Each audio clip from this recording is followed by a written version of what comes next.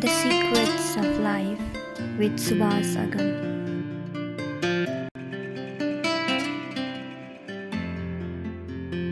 नमस्कार। आज the secrets of लाइफको विशेष अङ्क छायाङ्कन गर्न म मेरो गृह जिल्ला बर्दघाट नवलपरासी सुस्ता पश्चिममा रहेको त्रिवेणी धाममा आएको छु।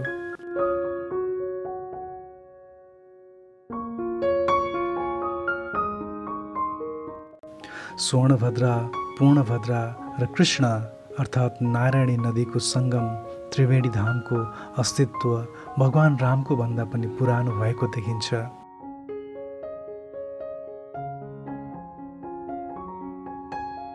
भगवान रामको जीवनकालमा नै वाल्मीकि रामायण लेख्ने ऋषि वाल्मीकिको आश्रम र हवन कुण्ड अनि माता सीता पाताल प्रवेश गरेको स्थान, लवकुशले क्रीडा गरेका प्रमाण आज पनि तीन नदी सङ्गमको उत्तर पूर्वमा छरिएका छन्।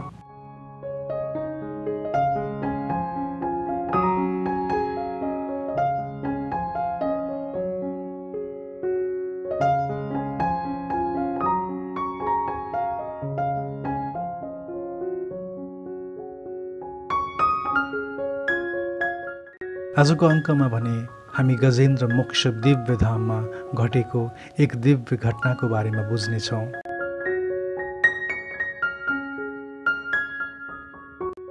अनन्त श्री विभूषित कमल नयनाचार्य मुक्तिनाथ बाबाको शुभ सङ्कल्प र भगवान नारायणको अनुकम्पाले यो दिव्य धामको सृजना भएको छ।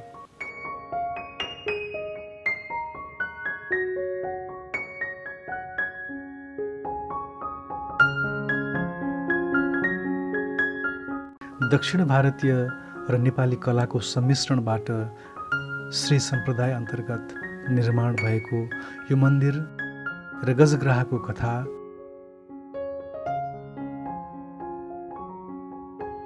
अनि यस क्षेत्रको बारेमा बुझ्न द सिक्रेट्स अफ लाइफमा हजुरहरूलाई सुस्वागतम।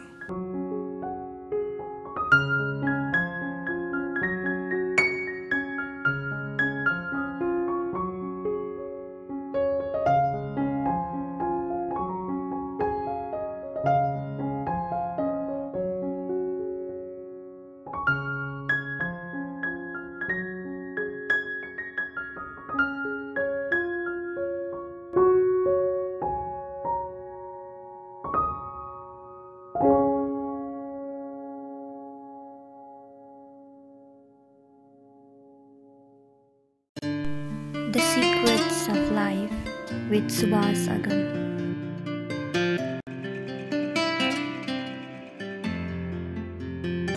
रिसर्च गर्ने कारणले नै ऋषि भनेर भनिन्छ। त्यस्ता ऋषिहरूले रचना गरेका पुराणहरू, शास्त्रहरू जसले प्रत्यक्ष भविष्यमा के हुन्छ, हिजो के भएको थियो, भूतकालमा के बितेर गयो, त्यो सबै देख्न सक्ने क्षमतावाला त्यस्ता ऋषिहरूले रिसर्च गरेर लेखेका पुराण, धर्म ग्रन्थ, स्मृतिहरूलाई हामीले बुझाउन नसकेर मात्रै यो काल्पनिक जस्तो लाग्छ भन्ने हुन्छ। वामन पुराणमा, वराह पुराणमा र श्रीमद् भागवतमा गजेन्द्रको आख्यान पाइन्छ। श्रीमद् भागवतको अष्टम स्कन्धमा 2 अध्याय र 3 अध्यायमा यसको आख्यान आउँछ। कुबेरको बगैँचा र त्यसमा त्रिकुट पर्वतको सङ्गम स्थल भन्छ। त्रिकुट भन्नाले यहाँ पनि पछाडिपट्टि हेऱ्यो भने हामीले अहिले सुन, चाँदी र फलामको पर्वत थियो भनेर आख्यान आउँछ। यही पर्वतलाई नै त्यस्तो भनेर भन्छ।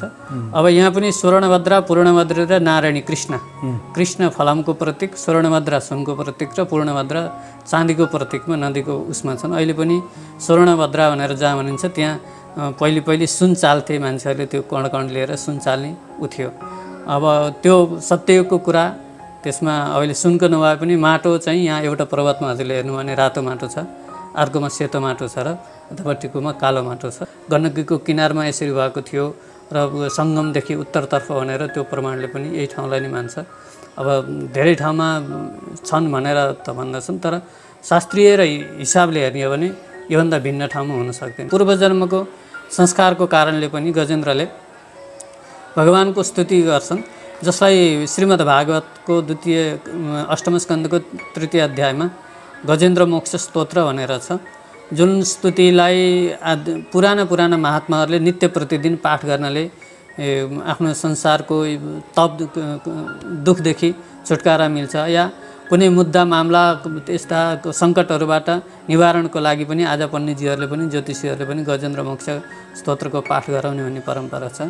र सबैभन्दा यसको महत्त्व दुःस्वप्नहरूलाई नाश गर्ने भनेर बताउनुहुन्छ। पूर्वजन्मको संस्कारको कारणले पनि गजेन्द्रले भगवानको स्तुति गर्छन्, जसलाई श्रीमद् भागवतको अष्टम स्कन्धको 3 अध्यायमा गजेन्द्र मोक्ष स्तोत्र भनेर छ, जुन स्तुतिलाई पुराना महात्माहरूले नित्य प्रतिदिन पाठ गर्नाले आफ्नो संसारको तप दुखदेखि छुटकारा मिल्छ, या कुनै मुद्दा मामला यस्ता सङ्कटहरूबाट निवारणको लागि पनि आज पण्डितजीहरूले पनि ज्योतिषीहरूले पनि गजेन्द्र मोक्ष स्तोत्रको पाठ गराउने भन्ने परम्परा छ। र सबैभन्दा यसको महत्त्व दुःस्वप्नहरूलाई नाश गर्ने भनेर बताउनुहुन्छ। जब अवस्था र परिस्थितिमा जब आउँछ जीव, तब उसले वास्तवमा भगवानतर्फ झुकेर जान्छ। गजेन्द्रले त्यही अवस्थामा भगवानको स्तुति गर्दछन्, ओम नमो भगवते तस्मै एतच्चिदात्मकम् भनेर, हे भगवान, यो सारा संसारलाई बनाउनेवाला, विश्वको रचना गर्नेवाला, विश्वको पालन गर्नेवाला त्यस्तो ईश्वरले आएर मेरो रक्षा गरोस् भनेर त्यहाँबाट केही उपाय नलाएपछि अन्ततोगत्वा अन्तिममा गजेन्द्रले भन्छन्, नारायण अखिल गुरु भगवान नमस्ते, हे भगवान, हे नारायण, हे अखिल गुरु भनेर नारायण यति नाम सब उच्चारण गर्दा बित्तिकै भगवान विष्णु गरुडमा चढेर आउनुहुन्छ। भगवानले पहिले सुदर्शन चक्रलाई छोड्नुहुन्छ। सुदर्शन चक्र गण्डकीको जुन शिलामा स्पर्श हुँदै गए त्यति शिलाहरू चक्राङ्कित भएर तिनीलाई शालिग्राम भनिन्छ भनेर यसरी वराह पुराणको गजेन्द्र मोक्ष रक्षा गर्नको लागि भगवान जब यहाँ आउनुहुन्छ, यति हतारमा हुनुहुन्थ्यो कि माथिको पिताम्बरी नै त्यहाँ झऱ्यो। झरेर पिताम्बरी भन्दै भगवान अहिले गएर अपभ्रंश भएर पितौजी घाट छ नारायणीको किनारमा। यसरी भगवान विष्णु नै त्यहाँ भगवानको विष्णु माथिको दुपट्टा त्यहाँ झरेको कारणले गर्दाखेरि पितौजी भनिन्छ। बेल प्रशस्त छ यो वरिपरि, बेलको बुटामुनि बसेर गायत्री पुरस्चरणहरू, अष्टाक्षरी पुरस्चरणहरू आदि गर्ने हिजोदेखिकै परम्परा हो र पुराना महात्मा आदिले पनि तपस्या गर्दै आएका र फलीभूत भएको र यो भगवानको सुदर्शन चक्र पहिलो स्पर्श भएको कारणले गर्दाखेरि पनि यो भूमिलाई चक्रतीर्थ भनेर यसरी शास्त्रमा बताइन्छ। The Secrets of Life with Subhas Agam.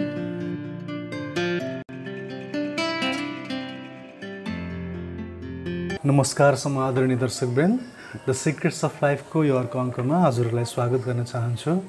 आज म मेरो गृह जिल्लामा जन्मिएको ठाउँ नवलपरासीको बर्दघाट नजिकै रहेको त्रिवेणी धाममा छु र त्रिवेणी धामको उत्तरपथतिर रहेको गजेन्द्र मोक्ष दिव्य धाममा आएको छु। यो क्षेत्रमा म जन्मिएको, म हुर्किएको क्षेत्र हो। यहाँ रहेको यो गजेन्द्र मोक्ष धाम, यो धामको महत्ता र गजेन्द्रले कसरी मोक्ष प्राप्त गर्नुभयो र त्यो कथाबाट, यो धरतीबाट हामीले के सिक्न सक्छौँ, के जान्न सक्छौँ, के प्राप्त गर्न सक्छौँ र जीवन र जगतको बारेमा बुझ्नको लागि आज हामी यहाँ उपस्थित छौँ। मेरो साथमा हुनुहुन्छ स्वामी कृष्ण प्रपन्नाचार्यज्यू। उहाँ समादरणीय अनन्तश्री विभूषित मुक्तिनाथ बाबाका शिष्य हुनुहुन्छ। आउनुहोस् उहाँलाई स्वागत गरौँ। कार्यक्रममा स्वागत छ हजुरलाई। जय श्री मुक्तिनाथ। हजुरको जुन सन्यास परम्परा छ, हजुर पहिला सन्यासी त हुनुहुन्छ कि हुनुहुन्न? हजुर चाहिँ सन्यासी नै हो। हजुर सन्यासी नै हुनुहुन्छ है, बाल ब्रह्मचारी हुनुहुन्छ होइन? अहिले यो गजेन्द्र मोक्ष धाम जहाँ हामी बसिरहेका छौँ, यहाँ मैले धेरै बटुकहरू बसेर पढिरहेको देख्छु बेलामा आएको बेलामा। यहाँ यो गजेन्द्र मोक्ष धाममा जुन गुरुकुल छ, त्यो गुरुकुलमा कतिसम्म पढाइन्छ, कस्तो के छ यस्तो छ? यो गुरुकुलीय परम्परा अनुसार क्लासको हिसाबले हेर्दाखेरि 6 कक्षादेखि 10 सम्म, अहिले 8वाँ ब्याज एसई हजुर दिएर विद्यार्थीहरू अवकाश भइसकेका छन्। 8वटा ब्याज चाहिँ बाहिर निस्किसकेका छन्। अच्छा। र कर्मकेशलाई अगाडि उच्च शिक्षासम्म पुर्याउने सोच रहिराखेको छ। हजुर हजुर। मलाई सम्झना छ म सानो हुँदा जब यहाँ आउँथेँ गजेन्द्र मोक्षधाममा आउँदा यो पुरानो मन्दिर र यो बच्चाहरू पढ्ने सत्तल चाहिँ यो चाहिँ थियो, अरू मन्दिरहरू बनेका थिएनन्। समयसँगै निकै धेरै विकास हुँदै हुँदै हुँदै धेरै ठुला ठुला मन्दिरहरू बने। यो सम्पूर्ण संरचनाको पछाडि पार्श्वमा चाहिँ मुक्तिनाथ बाबा हुनुहुन्छ हैन? मुक्तिनाथ बाबा नै हुनुहुन्छ। खास हुन त अब भगवानको इच्छाले हुने चिज हो। हजुर। त्यही पनि नेपालका देवस्थल तीर्थस्थलहरूलाई विश्व सामु चिनाउनु पर्दछ। हामीले बनायौँ भने हाम्रो सन्ततिले त्यसलाई अँगाल्दछन् र यो फेरि राम्रा ठुला ठुला धामहरू देख्दै माउन्ट टापु, साईबाबा धाम आदि आदिमा गएर मान्छे दङ्ग परेर फुरुङ्ग भएर आउँछन्, हरिद्वार गएर आफूलाई धन्य सम्झिन्छन्। त्यो हाम्रो ठाउँमा पुराणहरूले शास्त्रहरूले जसको आख्यान गरेका छन्, गान गरेका छन्, त्यो यही नेपालमै छन्। वास्तवमा नेपाल देवभूमि हो। देवताहरूदेखि लिएर ऋषिहरूले यहीँ नै बसेर तपस्या गरे। यसको भौतिक चिजभन्दा पनि आध्यात्मिक तपोभूमि भएको कारणले गर्दाखेरि यसलाई पनि त्यही आजको समयको अनुसार विकास गर्नुपर्दछ भन्ने लक्ष्यका साथमा गजेन्द्र मोक्ष धामदेखि लिएर मुक्तिनाथसम्म मुक्तिनाथ बाबा र नेपालका सबै धामहरूलाई प्रचार गर्नुपर्छ भन्ने उहाँको लक्ष्य अनुसारको यो गजेन्द्र मोक्ष दिव्यधाम निर्माण कार्य विभिन्न सहयोगी दाताहरू र अखण्ड ज्योति बाबा स्वामी श्रीजी च्यारिटेबल ट्रस्टको माध्यमबाट निर्माणहरू कार्य चलिराखेको छ। ठिक। गजेन्द्र मोक्ष दिव्यधाम भन्ने बित्तिकै गजेन्द्र भनेको हात्तीको एउटा नाम थियो र गजेन्द्रले मोक्ष प्राप्त गरेको ग्रहबाट गजेन्द्रले चाहिँ त्यो पीडा पाउँदाखेरि नारायणको नाम लिएर नारायणको कृपा प्राप्त गरेर मोक्ष भएको सामान्यतया सरस्वती हामी बुझ्छौँ। यो कथाको बारेमा मैले केही अध्ययन गर्ने प्रयास गरेँ। यसको गहिराई र यो कथाको भित्र रहेको त्यो मर्म, यो कथाले भन्न खोजेको कुरा र यो कथाभित्र अब त्यो गजेन्द्र एउटा हात्तीले भगवानको नाम पुकार गर्ने जुन त्यो एउटा काल्पनिक लाग्छ हामीलाई हैन, यो सबै कुरालाई चाहिँ राम्रोसँग बुझाइदिनुहोस् त। गजेन्द्र मोक्ष धाममा गजेन्द्रले ग्रहबाट जुन मोक्ष प्राप्त गर्नुभयो त्यो पीडा पाउँदा, त्यो पीडापछि भगवानको नाम लिँदा यो कथा चाहिँ के हो? म सरस्वती मात्रै सामान्य रूपमा मैले जानेको छु, मलाई डिटेलमा यो कथा सुन्न मन लाग्यो। काल्पनिक भन्ने शब्द चाहिँ हामीले भन्नु हुँदैन, किनभने हाम्रो संस्कार, हाम्रो परम्परा ऋषि परम्परा हो। हजुर। हाम्रो आँखा भनेको नि शास्त्र हुन्। शास्त्रले जे भन्छ त्यसलाई हामीले मान्दै आएका छौँ, किनभने ती शास्त्र लेख्ने ऋषिहरू पनि त्रिकालदर्शीहरू थिए। हजारौँ वर्ष बाँच्नेवाला हाम्रा पुस्ताले रिसर्च गर्ने कारणले नै ऋषि भनेर भनिन्छ। त्यस्ता ऋषिहरूले रचना गरेका पुराणहरू, शास्त्रहरू जसले प्रत्यक्ष भविष्यमा के हुन्छ, हिजो के भएको थियो, भूतकालमा के बितेर गयो, त्यो सबै देख्न सक्ने क्षमतावाला त्यस्ता ऋषिहरूले रिसर्च गरेर लेखेका पुराण, धर्म ग्रन्थ, स्मृतिहरूलाई हामीले बुझाउन नसकेर मात्रै यो काल्पनिक जस्तो लाग्छ भन्ने हुन्छ। यो खास हाम्रो वामन पुराणमा, वराह पुराणमा र श्रीमद् भागवतमा गजेन्द्रको आख्यान पाइन्छ। श्रीमद् भागवतको अष्टम स्कन्धमा 2 अध्याय र 3 अध्यायमा यसको आख्यान आउँछ, जसमा कुबेरको बगैँचा र त्यसमा त्रिकुट पर्वतको सङ्गम स्थल भन्छ। त्रिकुट भन्नाले यहाँ पनि पछाडिपट्टि हेऱ्यो भने हामीले अहिले सुन, चाँदी र फलामको पर्वत थियो भनेर आख्यान आउँछ। यही पर्वतलाई नै त्यस्तो भनेर भनिन्छ। अब यहाँ पनि स्वर्णभद्रा, पूर्णभद्रा र नारायणी कृष्ण फलामको प्रतीक, स्वर्णभद्रा सुनको प्रतीक र पूर्णभद्रा चाँदीको प्रतीकमा नदीको उसमा छन्। अहिले पनि स्वर्णभद्रा भनेर जहाँ भनिन्छ त्यहाँ पहिले सुन चाल्थे मान्छेहरूले, त्यो कण लिएर सुन चाल्ने उठ्यो। अब त्यो सत्ययुगको कुरा, त्यसमा अहिले सुनको नभए पनि माटो चाहिँ यहाँ एउटा पर्वतमा हजुरले हेर्नु भने रातो माटो छ, अर्कोमा सेतो माटो छ र अथवाटिकोमा कालो माटो छ। त्यसको प्रतीकको रूपमा रहेको छ। र यो कुबेरको बगैँचा भनेर भनिन्छ। आज यद्यपि विश्व सम्पदामा सूचीकृत राष्ट्रिय निकुञ्जको भूभागभित्रै नै पर्छ र अहिले पनि हेर्ने हो भने सरस्वती यो ठाउँले हात्ती, अहिले पनि यो जङ्गलमा हात्तीहरू छन्। हात्ती संरक्षण क्षेत्र नै हो भने नदी, नारायणी नदीमा सबैभन्दा धेरै गोही पाउने ठाउँ पनि हो र यहाँ अहिले पनि गोही छन्। त्यसो भएर काल्पनिक हिसाबमा मात्रै जान सकिँदैन। पौराणिक हिसाबले हेर्ने हो भने कुबेरको बगैँचामा धेरै रमणीय अनेक लता भृङ्गहरू अनेक प्रकारका पुष्प वृक्षहरूले आवृत भएको यस भूखण्डमा जलाश्रय ठुलो यो अहिले त अब क्रमकालले यसलाई भत्काउँदै जाने कहीँ तालाउ पर्ने र सरोवर भनेर भन्छ। सरोवर जहाँ धेरै पानीको बहाव हुन्छ त्यसलाई सरोवर भनेर पनि भनिन्छ। सरोवर भन्नाले क्षीरसागरलाई मात्रै मानिँदैन, ठुलो एरियाभित्र आवृत भएको खण्डलाई चाहिँ क्षीराशय भनेर भनिन्छ। धेरै पानीको समूह एकत्रित भएको ठाउँमा र नदीको किनारमा पनि धेरै ठाउँमा यस्ता तलाउहरूको आदि हुन सक्दछन् र यहाँ पर्वत रहेको कारणले गर्दाखेरि पनि यो यही ठाउँ नै हो भनेर, जस्तो नदीहरूको जुन परिणाम दिन्छ गण्डकीको किनारमा यसरी भएको थियो र सङ्गमदेखि उत्तरतर्फ भनेर त्यो प्रमाणले पनि यही ठाउँलाई नै मान्छ। अब धेरै ठाउँमा छन् भनेर त भन्दछन्, तर शास्त्रीय र हिसाबले हेर्ने हो भने योभन्दा भिन्न ठाउँमा हुन सक्दैन। यसरी जङ्गलमा विहार गर्नेवाला गजेन्द्र, जसलाई गज भनेर हात्तीलाई भनिन्छ, इन्द्र शब्द राजावाच्य हो। हात्तीको राजा आफ्ना झुन्डको साथमा हथिनी बच्चाहरूको साथमा यहाँ जलक्रीडा गर्ने आउने चर्नी गर्दाखेरि एक दिन गोहीले हात्तीलाई समाउँछ। पूर्व जन्मको पनि उनीहरूको आफ्नै पूर्व जन्मको ऊ थियो। यहाँ क्रीडा गरिरहेको बेलामा गोहीले समाइसकेपछि दुईटामा लामो समय युद्ध हुन्छ, किनभने 10,000 हात्तीको बल एउटै हात्तीमा थियो, त्यस कारणले गजेन्द्र भनेर उसको नाम राखिएको थियो। धेरै पहिले त वास्ता गरेनन्, किनभने उनलाई मतलब थिएन, एउटा गोहीले समान्छ, एक झट्का दिन्छु, झट्का दिएपछि यो पछारिन्छ भन्ने भएको थियो। तर ग्राह पनि गोही पनि अत्यन्त बलियो शक्तिशाली भएको कारणले गर्दाखेरि बिस्तारै बिस्तारै तान्न खोज्यो उसले नदीतिर, र हात्तीले आफूतिर तान्न थाल्यो, सकेनन्। धेरै लामो समयसम्म युद्ध भयो।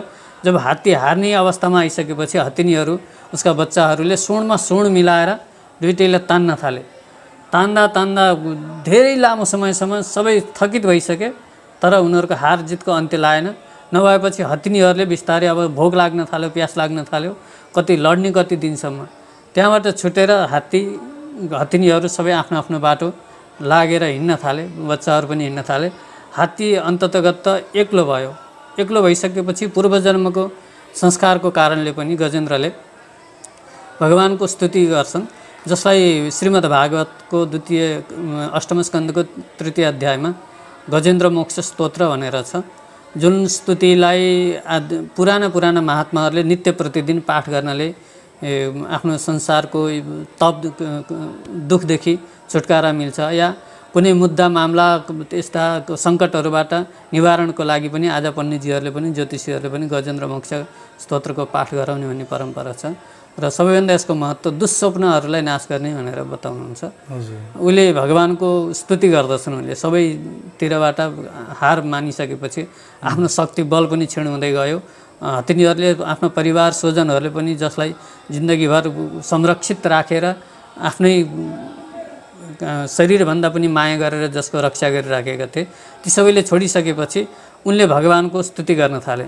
वास्तवमा जब दुःखमा परेको पुकार कुनै ज्ञान स्रवित हुन्छ, प्रवाहित हुन्छ भनेपछि त्यो दुःखको बेलामा यथार्थ ज्ञान आउँछ। जस्तो महाभारतमा पनि हेर्नु पर्यो भने शान्ति पर्व, भीष्म पितामह जब बाणकै चारै शरीरभरि बाणले छिद्र गरेर रगत बगिराखेको छ, त्यतिखेर द्रौपदीले पनि प्रश्न गर्छिन् कि हजुरले म अपहेलित हुँदाखेरि, म निर्वस्त्र मलाई गराइदिँदाखेरि तपाईले त्यतिखेर आफ्नो धर्मको वचन बोल्दिन सक्नु भएन। आज तर धर्मको उपदेश दिन आउनुभएको छ, सत्य बताउँछु, जो यथार्थ त्यो नारी धर्मको विषयमा हजुरले यति बताउनु भयो, त्यतिखेर हजुरको यो कहाँ गएको थियो यो उपदेश, यो ज्ञान भन्दाखेरि भीष्म पितामहले नि भन्नुहुन्छ, त्यतिखेर म दूषित अन्नमा पोषित भएर भएको थिएँ, आज त्यो मेरो जति रगत छ त्यो शुद्ध भइसकेको छ, त्यसकारणले म सत्य तिमीलाई बताउँदैछु भनेर नारी धर्मको आख्यान गर्नुहुन्छ। पछि यो गीता अन्य जति शान्ति पर्वका उपदेशहरू छन् त्यतिखेर उहाँले दिनुभयो, जसमा विष्णु सहस्रनाम आदि आदिको पनि भगवानको विषयमा चर्चा आउँछ। त्यसो भएर व्यक्ति जब सङ्कटग्रस्त हुन्छ, अब मेरो केही छैन भनेपछि जति वृद्ध हुँदै गयो त्यति सत्यवादी हुने हामी सबैको धर्ममा मन लाग्ने त्यो एउटा संस्कारले पनि पाइराखेको ऊ हो भनेपछि उनले भीष्म पितामहले महाभारतको सबैभन्दा शान्ति पर्व पनि सङ्कट अवस्थामा आयो श्रीमद् वाल्मीकि रामायण जहाँ यही नै यो नदीभन्दा पारि वाल्मीकि आश्रम छ, हजुर, त्यहाँ वाल्मीकिजीले रामायण लेख्नुभयो। तर उहाँको दृश्य पनि हेर्ने हो भने उहाँले पनि जब क्रौञ्च पक्षीलाई व्याधाले बाँड हान्छ, त्यो क्रौञ्च पक्षीको चित्कार र क्रौञ्ची आएर रुदनको त्यो आवाजलाई सुनेपछि उहाँको हृदय द्रवीभूत हुन्छ। त्यो द्रवीभूत भएको हृदयबाट क्रन्दित भएको श्लोक नै यो के हो भनेर शिष्यहरूलाई सुन्दाखेरि यो त हजुर यद्यपि हजुर चिच्याउनु भयो, आत्तिएर मा क्रौञ्च, हे क्रौञ्च तैँले यस्तो नगर भनेर भन्नुभयो, तर यो हजुरको लयबद्ध छ, छन्दयुक्त छ, पदले परिपूर्ण छ, यस्तो यो कुनै साङ्केतिक हो भनिसकेर उहाँले आफ्नो ध्यानले हेरिसकेपछि त्यसबाट उहाँले मैले रामचरित्र नै यसको उद्गम हो भनेर भन्नुहुन्छ। जब हृदय क्रन्दित भयो, हृदयमा कारुणिक हृदय भयो, त्यतिखेर रामचरित्र आख्यान भयो। गीता पनि हेर्ने हो भने जब अर्जुनले मैले यो युद्ध गर्दिनँ, आफ्ना स्वजनहरू गुरुहरू अरूलाई मारेर मैले राज्य गद्दी स्वीकार गर्नुभन्दा त भिक्षाको पात्र लिएर हिँड्छु, म युद्ध गर्दिनँ भनेर सब उहाँले छोड्नुभयो। त्यतिखेर त्यस्तो क्रन्दित हृदयमा भगवानले गीताको ज्ञान छर्नुभयो। त्यस कारणले जब अवस्था र परिस्थितिमा जब आउँछ जीव, तब उसले वास्तवमा भगवानतर्फ झुकेर जान्छ। गजेन्द्रले त्यही अवस्थामा भगवानको स्तुति गर्दछन्, ओम नमो भगवते तस्मै एतत्सिदात्मकम भनेर, हे भगवान यो सारा संसारलाई बनाउनेवाला, विश्वको रचना गर्नेवाला, विश्वको पालन गर्नेवाला त्यस्तो ईश्वरले आएर मेरो रक्षा गरोस् भनेर त्यहाँबाट सुरु गर्छन्। उनले अनेक प्रकारको स्तुति गर्छन्। उनले यस्तो ईश्वरले मेरो रक्षा गरोस्, त्यो सारा संसारलाई बनाओस्, दृश्य तर नदेखियोस्, त देखियोस् त हजारौँ हातवाला पनि होस्, हातै नभएको पनि होस्, सबैको हृदयको बात कुरा जान्नेवाला, सबैलाई रक्षा गर्नेवाला, सबैको पालन गर्नेवाला,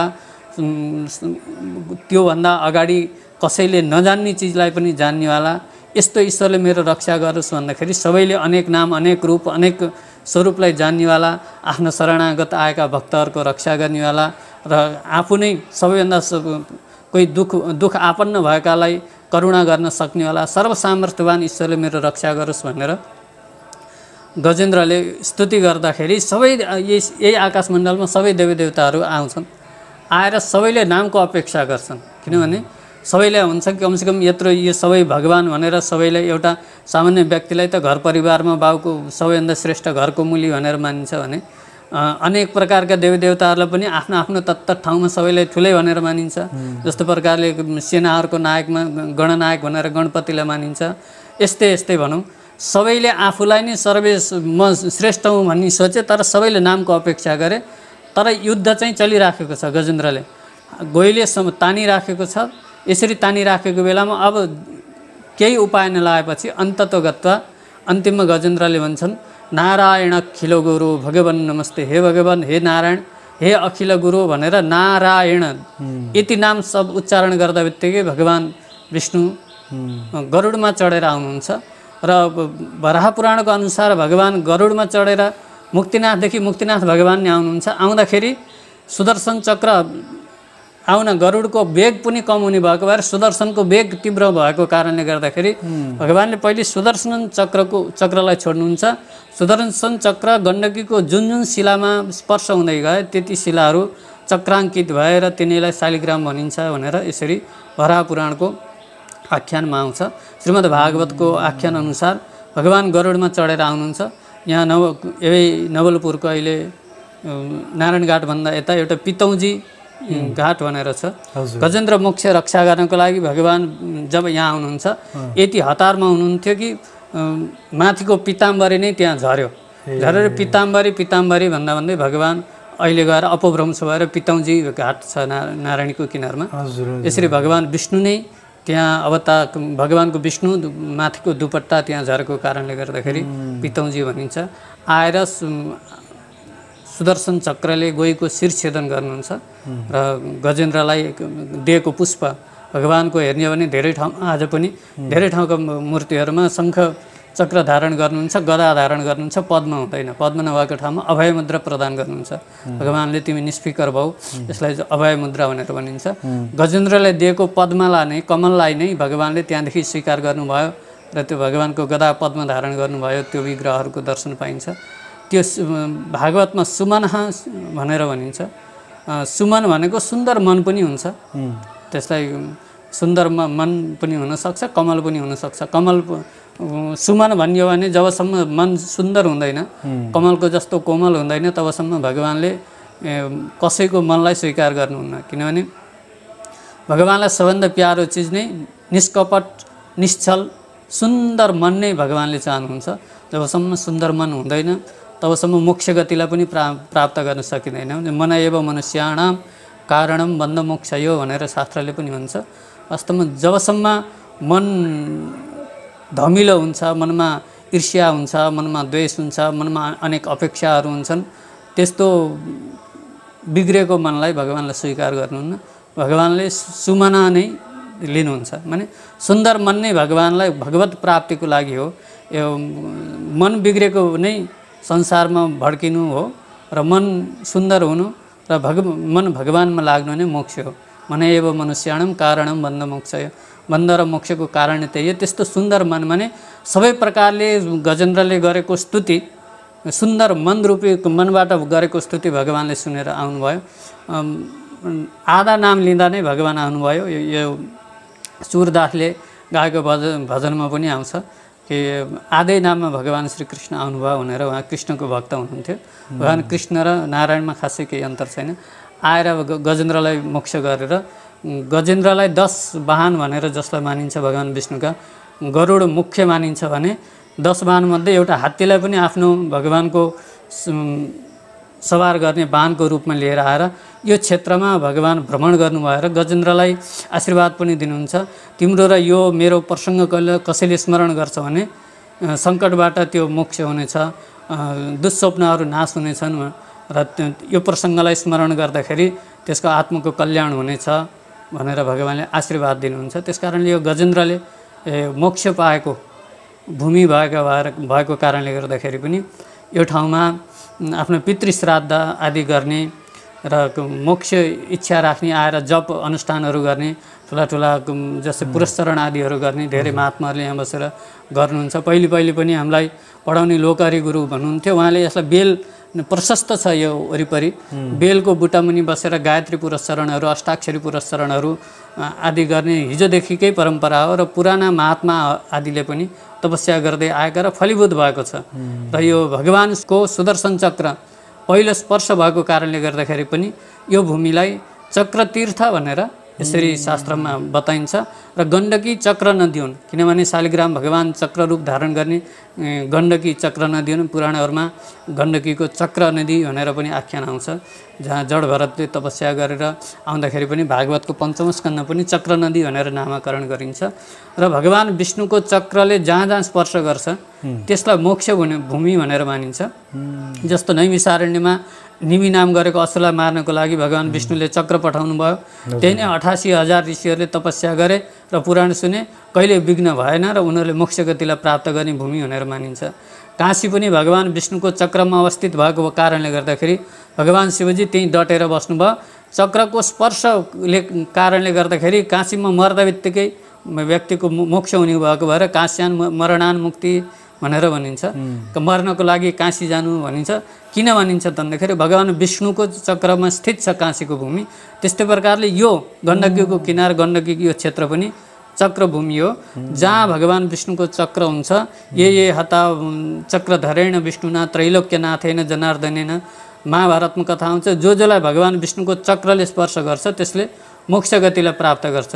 त्यही मान्यतालाई नै धारण गरेर हाम्रो वैष्णव सम्प्रदायमा भगवानको शङ्ख चक्र ग्रहण गर्ने, लिने भन्ने, भगवानको चक्रले स्पर्श भइसकेपछि मोक्ष भइने भएको कारणले गर्दाखेरि चक्र लिने, चक्राङ्कित हुने परम्परा रहिराखेको छ। यो चक्र तीर्थ भनेर पनि मानिन्छ। यहाँ यस्तै सुदर्शन अनुष्ठान आदि, सुदर्शन चक्रको अनुष्ठानले पनि धेरै सिद्धित्व यहाँ प्राप्त गर्ने हिजोदेखिकै नै परम्परा थियो र पछिल्लो कालमा यसको महिमालाई थाहा पाइसकेपछि जब मुक्तिनाथ बाबाले अखण्ड दीप लिएर आएर त्रिवेणी धाममा प्रज्वलन गर्नुभयो र अखण्ड ज्योति प्रज्वलन गरेर यहाँका नेपालका देवस्थलहरूको प्रसार गर्नुपर्छ भन्ने एउटा सङ्कल्प लिनुभयो। आज त्यो ज्योति पनि अखण्ड रूपमा जलिराखेको छ र यो विराट स्वरूपमा मुक्तिनाथ जहाँ शालिग्राम पाइन्छन् यो त्रिवेणीसम्म मात्रै पाइन्छन्। विश्वको एकमात्र शालिग्राम पाइने गण्डकीको यो अन्तिम चरण क्षेत्र हो। यो चरणमा देखि तल गएर यसको 8 कोसभन्दा तल गइसकेपछि शालिग्राम पनि पाइँदैन र भगवान विष्णुको चक्र चरण पनि हो। जस्तो यो चरण त्रिवेणी क्षेत्र गजेन्द्र मोक्ष धाम आदिलाई मानिन्छ भने देवघाटलाई घोडाको रूपमा लिइन्छ, ऋणी रुरु क्षेत्रलाई कटिप प्रदेश, त्यस्तै प्रकारले वक्षस्थल भनेर गलेश्वरलाई, सहस्रधारा भन्ने छ पर्वतमा कुष्ममा गुप्तेश्वर त्यसलाई नाभिको रूपमा लिइन्छ। त्यस्तै प्रकारले कण्ठ कागवेणी, मुख मुक्तिनाथ र शिर दामोदर कुण्ड। यसरी दामोदर कुण्डदेखि यहाँसम्मको विराट स्वरूपमा यो शालिग्राम क्षेत्र हो जहाँ भगवान शालिग्राम प्राप्त हुनुहुन्छ। यो हामी अहिले चरणमा छौँ र चरणको दर्शन नै सबैभन्दा पहिलो हो, किनभने भक्तले दर्शन गर्ने भगवानको चरणको नै दर्शन गर्दछन्। हामी अहिले चरणमा पनि छन्, त्यस कारणले यो भगवान विष्णुको चक्रले स्पर्श भूमि पनि हो। अर्को कारण यहाँ वाल्मीकि आदि ठुला ठुला ऋषिहरूले तपस्या गरेको सीता माताले पनि जब दोस्रो पटक ल्याएर लक्ष्मणले वनवास छोडिदिनु भयो, त्यो यो पावन क्षेत्र सम्झेर यही क्षेत्रमा नै लिएर आएर सुनानदको जसलाई स्वर्णभद्रा भनिन्छ त्यसको पारिपट्टि वाल्मीकि आश्रमको नजिकमा लिएर आएर लक्ष्मणजीले छोडिदिनु भयो। जहाँ आइसकेपछि एउटा सीता मातालाई त्यो भूमिमा स्पर्श गर्दा बित्तिकै नै आफ्नो अभिभावकत्वपन आयो। वाल्मीकि ऋषिसँग भेट भइसकेपछि तिम्रो पिता र म सहयात्री हुँ, साथी हुँ, त्यस कारणले हे छोरी तिमी मेरी छोरी हो, तिमी यहाँ अभयपूर्वक बस भनेर आफ्नो पुत्रीवत वाल्मीकि ऋषिले सीता मातालाई राख्नुभयो। र जहाँ लवकुश जन्मे, जहाँ वाल्मीकि रामायण जो आजको संसारको सबैभन्दा आदि काव्य भनेर लेखिन्छ त्यो काव्य लेखेको भूमि, यो पावन भूमिमा गजेन्द्रले पनि मोक्ष पाए। र यही भूमिमा नै जब भगवान सबै देवदेवताहरू आउनुभयो, यहाँ ब्रह्मचौर भन्ने छ यो नदीभन्दा पारि। अहिले त संरक्षित क्षेत्र भनेर त्यहाँ कसैलाई आवत जावत गर्न दिँदैन। ब्रह्मचौर भन्ने छ, त्यहाँ पुराना मन्दिरहरूको अवशेष छन्। त्यहाँ ब्रह्माजी आएर बस्नुभयो। तल शिवालयको घाटमा गएर जहाँ सङ्गम छ त्यहाँ शिव मन्दिर छ, त्यो शिवजी त्यहाँ बस्नुभयो। त्योभन्दा माथि अहिले केउलानी गाउँ नै छ जहाँ दुर्गा माता आउनुभयो। माथि यता उत्तरतर्फ गणेशजी आएर बस्नुभयो। यसरी सबै देवदेवताहरूको स्थान आजको स्थानमा पनि सूक्ष्म रूपमा छन्। तिनको सबैको विकास प्रसारको पनि आवश्यक छ र त्यो ठाउँलाई हामीले चिन्नुपर्ने आवश्यक छ जहाँ त्रिकुट पर्वत आदिहरू रहेका छन्। यसरी यो गजेन्द्र मोक्ष भएको भूमि, त्रिवेणी भूमि, वाल्मीकिको भूमि धामले पनि अत्यन्त पावन त्रिवेणी रहेको छ भने अत्यन्त गण्डकीको तट यत्तिकै पनि पवित्र मानिन्छ, त्यसमा पनि यो भूमि अति पवित्र भनेर मानिन्छ। अर्को कुरा यसै हेर्ने हो भने जीव नै हात्ती हो, गजेन्द्र हो, किनभने यो संसाररूपी जङ्गलमा विहार गरिराखेको छ। गोही नै काल हो, जसले काललाई कसैले गएको कसैले समाएको थाहा हुँदैन। गजेन्द्रलाई पनि पहिले धेरै बेरसम्म क्रीडा गर्छन्। एउटै गोहीले त समाएको, एक लात दिन्छु फड्काएर भगाइहाल्छु भन्ने उनमा अहम थियो। हाम्रो पनि क्षण प्रतिक्षण कालले हामीलाई खाइराखेको छ। बिहानदेखि अहिलेसम्मका घन्टा हेर्ने हो भने पनि बितिराखेका छन्। अनि उसले कसैले वास्ता छैन। अन्तिममा जब असह्य हुन थाल्छ भने शरीरहरूले इन्द्रियहरूले काम गर्न छोड्छन् अनि सबैको सहारा लिन्छ। छोरालाई ल्याउ बाबु यसो गर्दै भन्छ, बाबुले भनिहाले भने उनले पनि गर्छन्। छरछिमेक इष्टमित्र दाजु साथीहरूले पनि एक दुईचोटि त एक दुई दिन गर्छन्। लामो समयसम्म जब थला पर्छ त्यहाँ उठ्न नसक्ने अवस्था हुन्छ। अब शरीरका इन्द्रियहरूले काम गर्न छोड्छन्। सँगै अन्ध भइहाल्यो भने पनि सधैँ कसले डोराएर हिँडिरहन्छ र 2-4 दिन यसो तलमाथि गराउँछन् अनि त्यसपछि त उसलाई पनि भारी लाग्छ। यस्तै प्रकारले हथिनी आदि भनेका आफ्ना घर परिवारले छोडिसकेपछि शुद्ध जीव चाहिँ रोएर बस्छ, अशुद्ध जीव जसले ज्ञान छैन। तर गजेन्द्र जतिको ज्ञान भएका व्यक्तिले भगवानको स्तुति गर्छन्। आर्त हृदयदेखि नै भगवानको पुकार गरिसकेपछि भगवान आउनको लागि त आतुर हुनुहुन्छ, किनभने भगवानले पनि आफ्नो अंश हो, आफ्नो जीव हो, आफ्नै हो। भगवान का हामी सबै भगवानकै हौँ। आफ्नो अंश छोडिसकेको अंश स्वीकार गर्न त सबैले आतुर हुन्छ। जस्तो उदाहरणको लागि पानी हामीले छोड्छौँ, पानीको अंशी को हो त भन्दाखेरि सागर हो। यसको अन्तिम बिन्दु कहाँ हो भन्दाखेरि सागरमा यी नदी बगेर गइराखेकी छिन्। हर क्षण एक सेकेन्डमा लाखौँ लाख लिटर पानी बगेर कहाँ गएको छ त भन्दाखेरि समुद्रमा मिल्नको लागि गइराखेको छ। आगो बाली नसक्दै ज्वाला माथितर्फ जान्छ, किनभने आफ्नो सूर्यमा गएर मिल्दछ। त्यस्तै प्रकारले यो जीव पनि भगवानको हो, यसको वास्तविक घर वैकुण्ठ हो। त्यहाँ जानको लागि जब ऊ आर्त भएर पुकार गर्दछ त्यतिखेर भगवान पनि छिटो आउनुहुन्छ। र भगवान यति छिटो आतुर भएर आउनुभयो कि सायद द्रौपदीको साडीको रक्षाको र गजेन्द्रको रक्षाको लागि नै महात्माहरूले धेरै आफ्ना कवित्वमा जहाँ प्रार्थनामा भगवानसँग यही निवेदन गर्नुहुन्छ, एउटा केही नभएको पशुको लागि हजुरले रक्षा गर्न आउनुभयो भने पनि मेरो रक्षा गर्नुहोस्। यसरी हात्ती रूपी जीवले जब भगवानलाई पुकार गर्छ, भगवान स्वयं नै उसलाई लिनको लागि आउनुहुन्छ र उसको मोक्ष हुन्छ। हाँसी मोक्ष हुन्छ, आशीर्वाद दिनुहुन्छ र उनको पनि मोक्ष हुन्छ। हुन त गएको पनि झन् छिटो पहिले मुक्ति हुन्छ, किनभने सुदर्शन चक्रले स्पर्श ग्राहको गएको पहिले नै भगवानले भएको थियो। भक्तको शरणमा आउनेलाई भगवानले पहिलो मोक्ष दिनुहुन्छ, त्यसपछि बल्ल आफ्नो भक्तलाई दिनुहुन्छ। भगवानलाई भक्तभन्दा भक्त अधिक प्रिय हुन्छ भन्ने यसबाट पनि देखिन्छ। यो गजेन्द्र मोक्ष भगवानको र भक्तको एउटा राम्रो सम्बन्ध भएर भगवानले रक्षा गर्नुहुन्छ भन्ने उदाहरण हो। त्यही कारणले नै धेरै महापुरुषहरूले एउटा गजले हात्तीले पशु भएर पनि भगवानको स्तुति गर्दछन्, पुकार गर्दछन् भने हामी मनुष्य भएर पनि हजुरको कृपा भएको छैन भनेर भगवानसँग अन्वय विन्वय गर्छन् भनौँ न।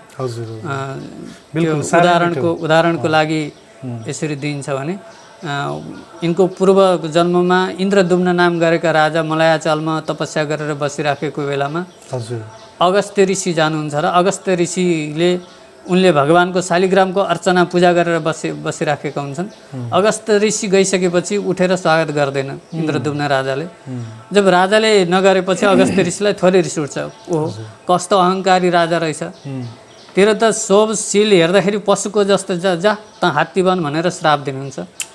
इन्द्रदुम्न राजाले प्रार्थना गर्दै भन्छन्, प्रभु मैले त केवल सर्वेश्वर भएका भगवानको एक सबैका आत्मामा रहनेवाला त्यस्तै ईश्वरको मैले प्रार्थना गरेर आराधना गरेर बसिराखेको बेलामा सबै सन्तुष्ट छन् भनेर भगवानको स्वागत गरिराखेको थिएँ, अर्चना गरिराखेको थिएँ।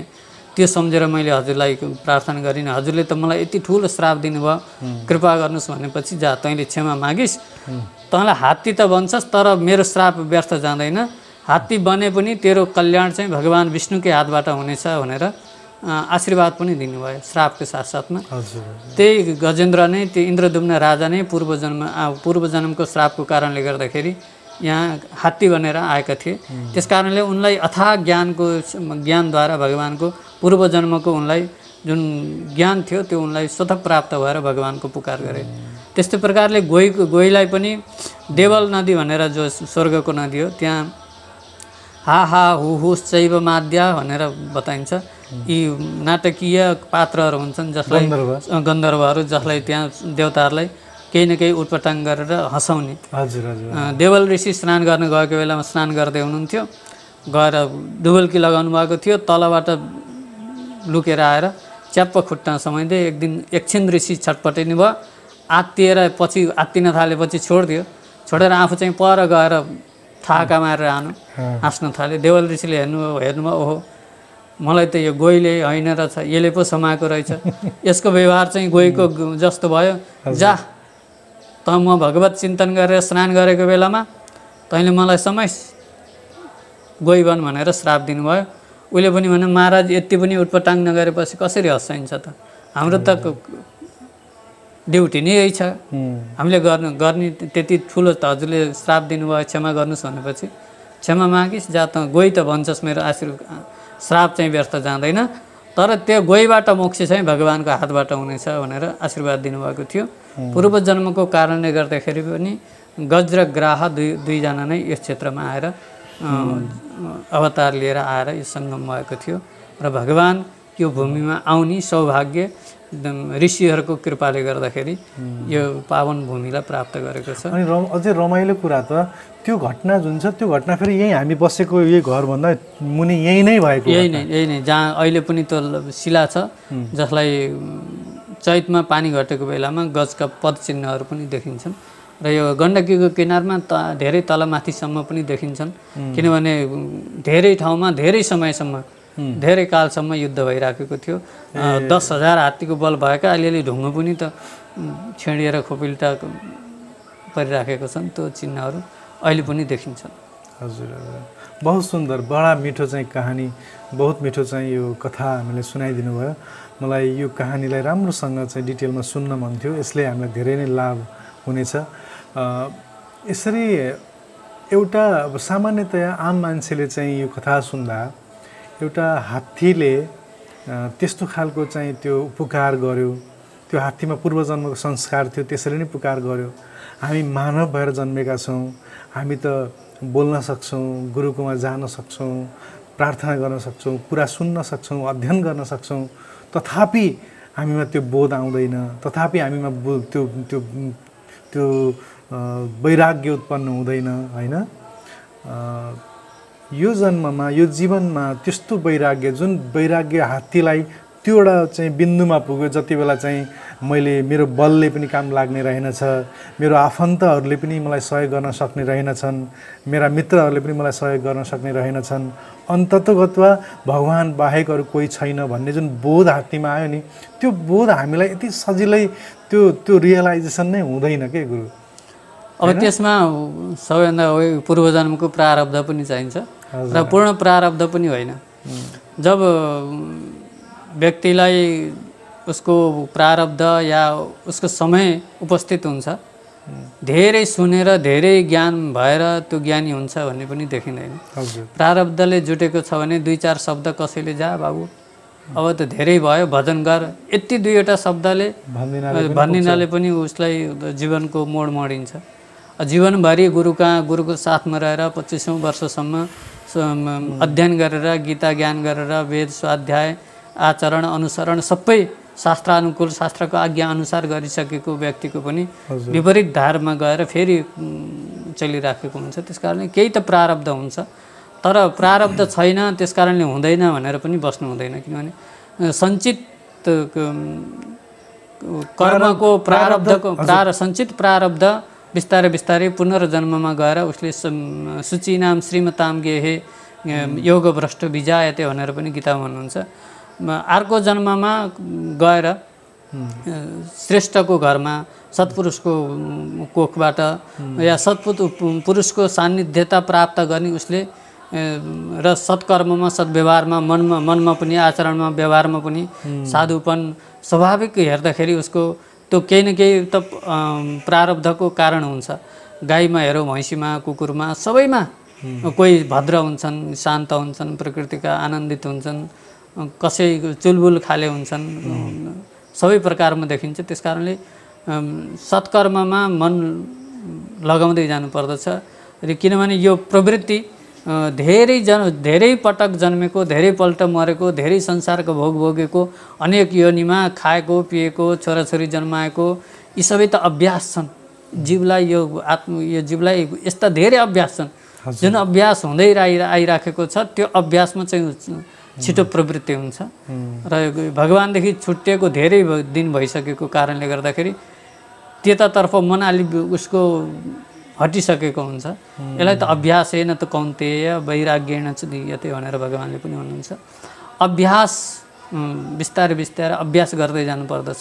सामान्य अरू चिज गर्दाखेरि कसैका कुरा सुन्दाखेरि कुरा काटेको अरूको निन्दा सुन्दाखेरि कानमा हर्ष आउँछ आनन्दित आउँछ तर त्यही मान्छे त्यही व्यक्ति जब गर्न बस्यो ध्यानमा बस्यो भने मनमा अनेक चिज उपस्थित भएर त्यो मन एकैछिनमा विक्षिप्त हुन्छ हैन। त्यो किनभने त्यो भइराखेको रिस राग पशुमा पनि एउटाले घाँस खान थालेको छ भने अर्कालाई हान्ने त्यो प्रवृत्ति खान लागेको अरूले आफ्नै बाँदरको हेऱ्यो भने आफ्नै बच्चाले खान लागेको छ भने झम्टेर यतिसम्म गर्छ कि उसको मुखा खाइसकेको पनि निकालेर पनि खाइदिन्छ बाँदरले। त्यसो भएर खाना झप्टिन यी सबै हाम्रो संस्कार पहिलेदेखि नै जीवलाई प्राप्त भइराखेका छन्। भजन र ज्ञान र भगवत चिन्तन नभएको कारणले गर्दाखेरि यसलाई अभ्यासेन तु कौन्तेय भन्नुहुन्छ भगवान्ले पनि गीतामा। अभ्यास गर्नुपर्छ। मन हिँडिरहन्छ, त्यो हिँडिराखेको मनलाई रोकिरहनु पर्दछ, त्यसलाई तानिरहनु पर्दछ, त्यो मनलाई फेरि लगाउनु पर्दछ, फेरि हिँड्छ, फेरि बोलाइ फकाएर लिएर आएर सत्कर्ममा प्रवृत्ति लगाउँदै अनि त्यो स्वतः मन त्योतर्फ बन्दै जान्छ र यो जन्ममा मोक्ष हुन या सद्गतिलाई प्राप्त गर्न नसके पनि अर्को जन्ममा उत्तम कुलमा, उत्तम संस्कारमा, उत्तम प्रारब्ध लिएर जन्म लिन्छ भनेर बताएको छ। The Secrets of Life with Subhas Agam।